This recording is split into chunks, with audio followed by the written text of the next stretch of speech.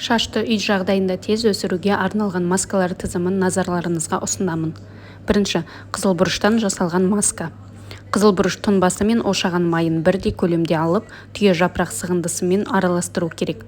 Содан соң қоспаны пипетка немесе тарақшы арқылы шаштың түбіне жағу керек.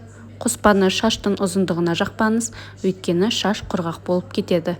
Тұнба жағылған шашты 2 сағат бойы сүлгімен орап ұстаңыз. Кейде көптеген бойжеткендер бұрыштың шашты ашытпайтынын айтады.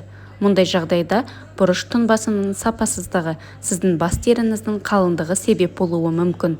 Ал кейбір нәзік жандылар бұрыштың шашты ерекше ашытатынын айтады. Егер сізде де осындай жағдай тіркелсе, майды көбірек, бұрыш тұнбасын азырақ қосыңыз. Екінші, қышадан, яғни горчичниктен жасалған маска. 1 ас қасық қыша ұнтағын жарты қасық қант және сумен араластыру керек. Осыдан соң қоспа қаймақ секілді қоймалжың болады. Масканы тек шаштың түбіне жағыңыз. Кейін шашыңызды сүлгімен орап, шамамен 1,5-2 сағат ұстау қажет. Құрамында ошаған майы жоқ болғандықтан маска тез жуылады. Алайда маскадан соң шашта қан, жылым су ағынымен жақсылап жууды ұмытпаңыз. Теріде қалып қойған қыша шашыңызды одан әрі ашыта түсуі мүмкін. Шашыңызды жуып болған соң бальзам немесе тарауды жеңілдете түсетін кондиционер жақсаңыз да болады. Үшінші, пияздан жасалған маска. Пиязды үккіштен өткізіп, немесе ұсақтап турау қажет.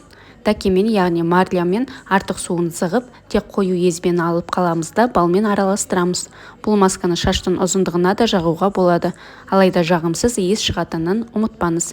Көптеген қыздар маска жасау кезінде жуанның иісінен пияздың көздің жасаурайтынын алға тартып, бұл масканы көп қолдана бермейді.